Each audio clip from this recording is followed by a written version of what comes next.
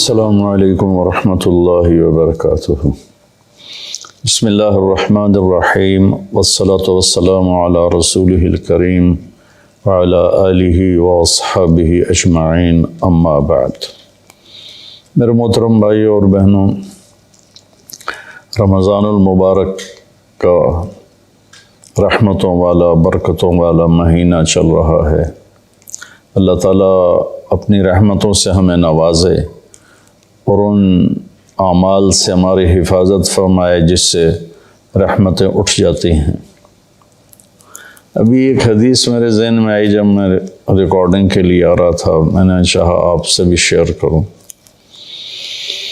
یہ دو حدیثیں ہیں، ان کو جمع کر کے میں ایک نتیجہ اخذ کرتا ہوں، وہ آپ کے سامنے پیش کرتا ہوں۔ اللہ کے نبی صلی اللہ علیہ وسلم مدینہ میں تھے تو جبریل انسانی شکل میں آئے اور آپ کے سامنے اتحیات کی شکل میں بیٹھ گئے اور آ کر آپ سے پوچھا مل اسلام، یا رسول اللہ اسلام کیا ہے؟ عمر رضی اللہ تعالیٰ عنہ فرماتے ہیں کہ ایک نوجوان تھا، وہ آ کے مجلس میں بیٹھا تو شدید بیاض الثياب وشدید سواد الشعر لا يرى عليه اثر السفر ولا يعرفه منا احد۔ ایک نوجوان آیا، سفید کپڑے، اس سے اندازہ ہوا کہ مسافر نہیں ہے، کیونکہ اس زمانے کا سفر تو کپڑے سارے ہی خراب کر دیتا تھا، اور اگر وہ مسافر نہیں تو لا يعرفه منا احد، ہم میں سے کوئی اس کو پہچانتا بھی نہیں۔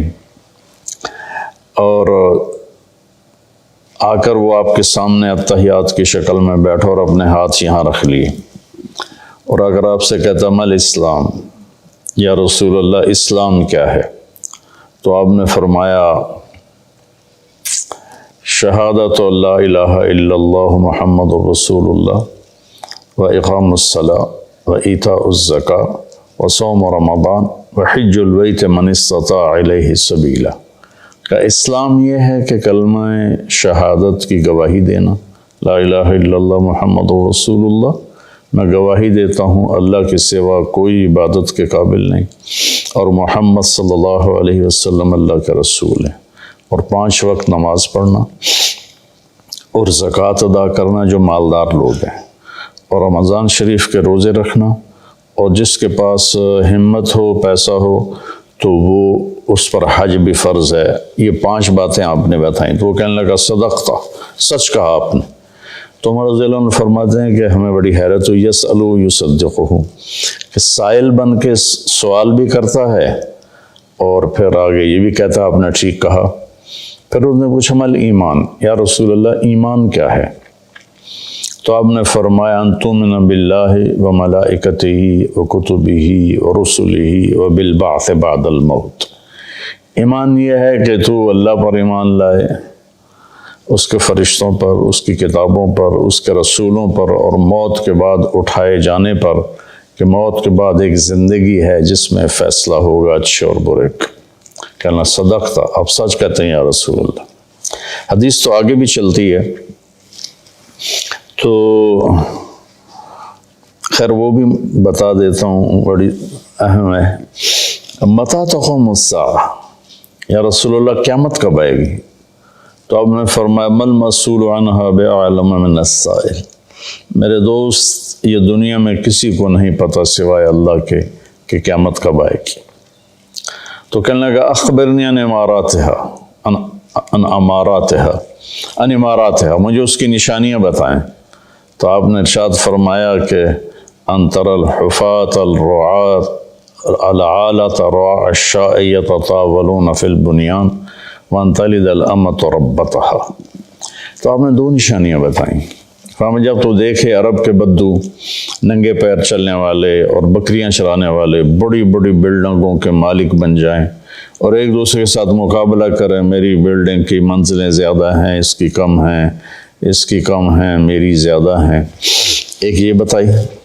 اور دوسری یہ بتائی جب تو یہ دیکھے کہ بیٹیاں بھی ماؤں کو ذلیل کرنے لگ جائیں، یہ خاص طور پر بیٹی کا ذکر کیا کہ بیٹے عام طور پر زیادہ سرکش ہوتے ہیں اور بیٹیاں اکثر دھیمے مزاج پر ہوتی ہیں، ماؤں کا ساتھ دیتی ہیں۔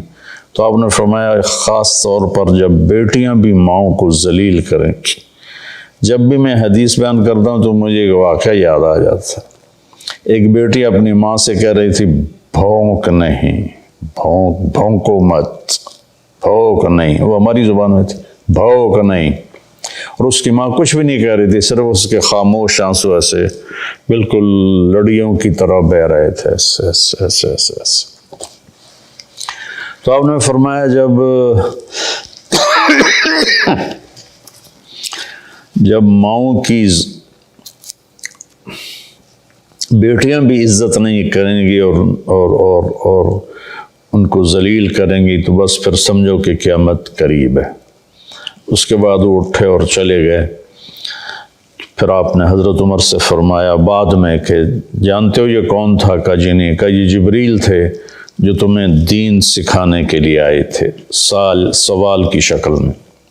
تو یہاں اسلام کا جواب آتا ہے 5 ارکان اور ایمان کا جواب آتا ہے 5 عقیدے، اللہ پر، ملائکہ پر، کتابوں پر، رسولوں پر اور موت کے بعد کی زندگی پر۔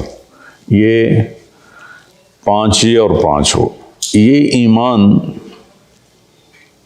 5 عقیدے اور اسلام 5 اعمال۔ لیکن آخری حج میں جب اسلام مکمل ہو چکا ہے، پورا دین نازل ہو چکا ہے، الیوم اکملت لکم دینکم واتممت علیکم نعمتی ورضیت لکم الاسلام دینا، یہ عرفات میں یہ آیت نازل ہو چکی ہے اور دین کے مکمل ہونے کی خوشخبری دی جا رہی ہے۔ صرف اسی امت کو یہ خوشخبری ملی اور کسی کو نہیں ملی۔ تو وہاں عمر بن عبسہ رضی اللہ تعالیٰ عنہ ایک صحابی ہیں جو حج میں ہی شریک ہوئے۔ پہلے مکہ میں آئے تھے تو آپ نے کہا ہم بہت کمزور ہیں، ابھی چلے جاؤ، جب اللہ ہمیں طاقت دے گا پھر آ جانا۔ تو یہ کلمہ پڑھ کے چلے گئے اور پھر یہ آئے جب آپ حج میں تھے تو انہوں نے حجۃ الوداع میں سوال کیا۔ کس جگہ پر یہ ہو سکتا کہیں لکھا ہو، مجھے یاد نہیں، کہ یا رسول اللہ مل اسلام۔ اب جبریل مل اسلام اور یہ بھی کہہ رہے ہیں مل اسلام۔ جبریل کے جواب میں 5 اعمال، کلمہ، نماز، روزہ، حج، زکوٰۃ۔ یہاں کیا ہو رہا ہے؟ مل اسلام، یا رسول اسلام کیا؟ اب اسلام مکمل ہو چکا ہے۔ جبریل، حدیث جبریل میں پہلی بنیاد کو بتایا ہے کہ یہ 5 اعمال بنیاد اسلام ہیں، یہ نہ ہو تو اسلامی نہیں ہے۔ اب یہاں اس کی آخری چھت کو بتایا جا رہا ہے کہ چھت جو مکمل ہوتی ہے تو گھر کہلاتا ہے، چھت نہ ڈالی گئی ہو تو گھر نہیں ہوتا، رہنے کے قابل نہیں ہوتا، نہ خود رہ سکتا ہے مالک، نہ کسی کو بلا سکتا۔ جب وہ چھت ڈال لیتا ہے تو خود بھی رہتا ہے، مہمانوں کو بھی بلاتا ہے۔ تو اب یہ جو حدیث پاک ہے نا، یہ اسلام کی آخری چوٹی کو بتا رہی ہے۔ وہ کہتا ہے مل اسلام، ایک اس قسم کا سوال ہے، جواب 2 ہیں۔ آپ نے کہا اطعام الطعام ولین الکلام، اسلام ہے کھانا کھلانا اور میٹھا بول بولنا۔ سبحان اللہ۔ اللہ تعالیٰ کو سخاوت پسند ہے، سخی سے اللہ کو پیار ہے، چاہے وہ فاسق ہی کیوں نہ ہو، اور بخیل سے اللہ تعالیٰ کو پیار نہیں ہے، چاہے وہ تہجد گزار ہی کیوں نہ ہو۔ جو پیسے کا پجاری ہے، یحسب مالہ اخلد ان مالہ اخلد جمع مالا وعددا، تو یہ اللہ کو انتہائی ناپسند ہے جو پیسے جوڑ کے نہ اپنے اوپر خرچ کرتا ہے، نہ بچوں پہ خرچ کرتا ہے، بس مال بڑھا رہا ہے، کاروبار بڑھائے جا رہا ہے۔ تو یہ اللہ سے اس کی دوستی کبھی نہیں ہو سکتی۔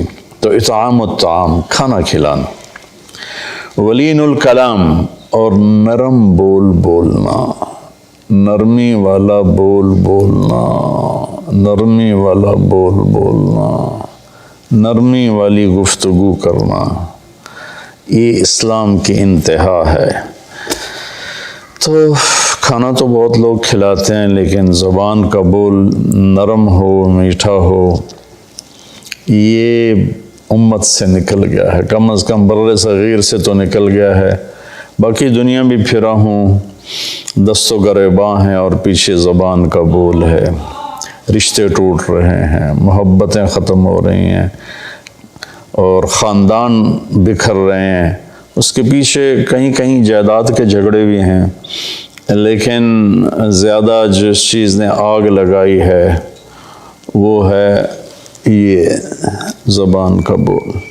میرے نبی نے حضرت معاذ بن جبل رضی اللہ عنہ سے فرمایا، معاذ تمہیں ساری شریعت کا خلاصہ بتاؤں؟ تو انہوں نے کہا جی کیا ہے؟ تو آپ نے ایسے کیا، یہ دیکھیں میری 2 انگلیاں، اور یوں زبان کو اس طرح کر کے پکڑا، ایسے نہیں پکڑا، ایسے پکڑا، ایسے کہ غلط بول پر اس کو کاٹ دو، نفرت والے بول پر اسے کاٹ دو، دل دکھانے والی بات پر اسے کاٹ دو، چپ ہو جاؤ، خاموش ہو جاؤ۔ خاموشی بہت بڑا عمل ہے۔ ہم بچوں کو بولنا سکھاتے ہیں نا، بڑوں کو چپ رہنا سیکھنا چاہیے۔ لقمان علیہ السلام کا فرمان ہے، بیٹا میں چپ رہنے پہ کبھی نہیں پچھتایا، میں جب بھی پچھتایا اپنے بول پہ پچھتایا۔ تو بھائیو، اللہ تعالیٰ ہی کرے گا میری آواز کتنے لوگ سن لیں گے، 1 لاکھ 2 لاکھ، تو 22 کروڑ عوام کا مسئلہ ہے۔ اور اچھا کبھی کبھی تو مایوسی میں ڈوب جاتے ہیں کہ پتہ نہیں ہدایت کو پھیلتا دیکھنا نصیب میں ہے یا نہیں ہے، پوری شیطانی طاقتیں متحرک ہیں۔ تو پھر وہ پوچھتا ہے مل ایمان، ایمان کیا ہے؟ اب جبریل نے بھی پوچھا تھا مل ایمان، تو اپنے 5 عقیدے بتائے، اللہ پر، کتابوں پر، ملائکہ پر، رسولوں پر، آخرت پر۔ اب یہاں آپ نے عقائد نہیں بتائے، وہ ابتدائی بات تھی، یہ انتہائی بات ہے۔ انہوں نے کہا مل ایمان یا رسول اللہ، ایمان کیا ہے؟ تو آپ نے فرمایا الصبر والسماحہ، ایمان ہے صبر کرنا اور معاف کرنا۔ یہ دونوں چیزیں بھی ختم ہو چکی ہیں۔ صبر ایمان کا لازمی جزو ہے، اور ہر ایمانی صفت کا لازمی جزو ہے۔ ایک دفعہ میں نے قرآن سے دیکھا تو کوئی ایمانی صفت ایسی نہیں جس کے ساتھ اللہ نے صبر کو ذکر نہ کیا ہو۔ صبر ہمارے ایمان میں ایسے ہے جیسے ہمارے جسم میں خون ہے، خون نکال دو آدمی مر جاتا ہے، یا پانی ہے، پانی نکال دو تو آدمی مر جاتا ہے، جو زیادہ ڈائریا بڑھ جائے تو اس سے موت واقع ہو جاتی ہے۔ تو جس ایمانی صفت سے صبر نکل جاتا ہے وہ صفت ڈیڈ ہو جاتی ہے۔ تو بھائی وہ صبر کر، قیامت کے دن اعلان ہوگا فَلْيَكُنْ مَحْلُ الصَّبْرِ، صبر کرنے والے کھڑے ہو جاؤ۔ تو ایک چھوٹی سی جماعت کھڑی ہوگی، انہیں کہا جائے گا جاؤ جنت میں۔ ابھی حساب شروع نہیں ہوا ہوگا کہ وہ جنت کی طرف چلیں گے، تو فرشتے سامنے آ جائیں گے، وہ بھی اللہ کی منشا کہ ان کا مقام کو دکھانا چاہتے ہیں۔ وہ کہیں کدھر جا رہے ہو؟ ہم جنت میں، کبھی حساب تو شروع ہوا نہیں۔ وہ کہیں گے ہمارا حساب ہے ہی نہیں۔ فرشتے پوچھیں گے تو تم کون لوگ ہو؟ کہیں گے ہم صبر والے ہیں، اس میں مرد اور سارے شامل ہوں گے۔ جس نے بھی صبر کے ساتھ اپنا وقت گزارا، اپنے ہونٹوں کو سی لیا، پی جائے ایام کی تلخی کو بھی ہنس کے ناصر، غم کو سہنے میں بھی قدرت نے مزہ رکھا ہے، تو وہ کہیں گے ہم صبر والے ہیں۔ وہ کہیں گے تمہارا کیا صبر تھا؟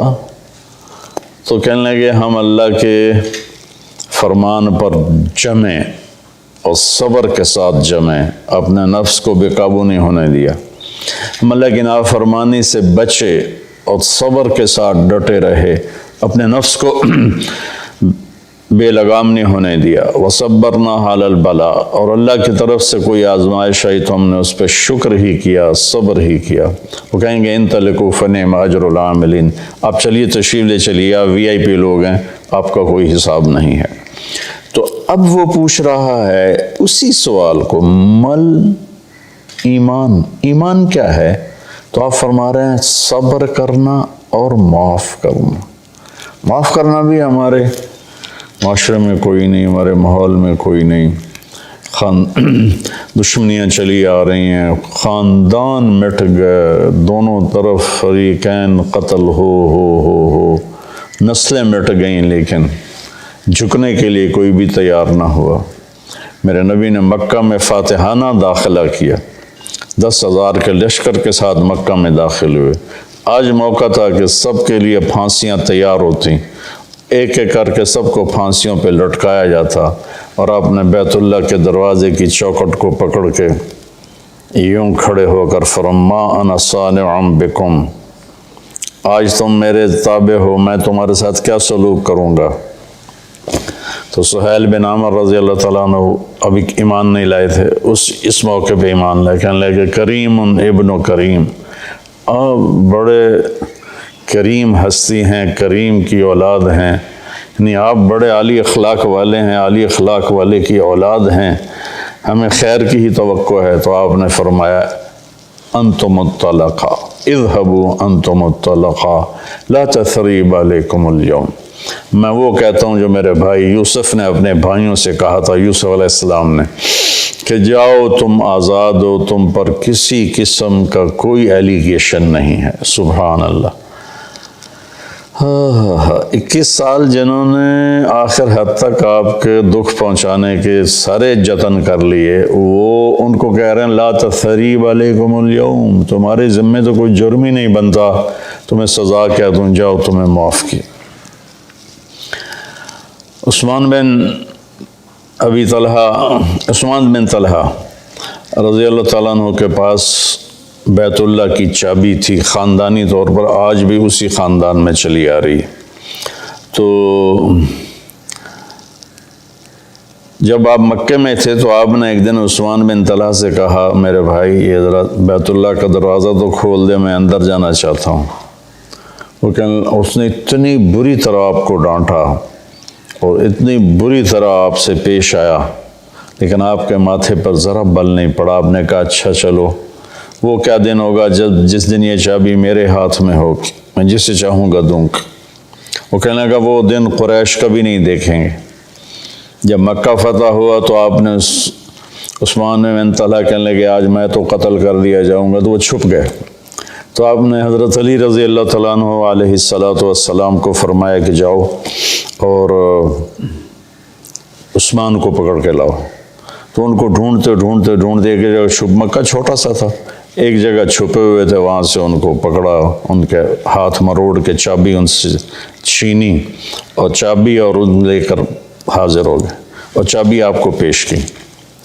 تو حضرت عباس رضی اللہ عنہ چچا پاس کھڑے تھے، کہنے لگے یا رسول اللہ اب چابی ہمارے خاندان میں کر لیں، ہم حاجیوں کو پانی پلانے کا کام بھی کرتے ہیں، بنو ہاشم کا خاندانی یہ ان کی ذمہ داری تھی حاجیوں کو پانی پلانا، زمزم سے پانی کھینچ کر۔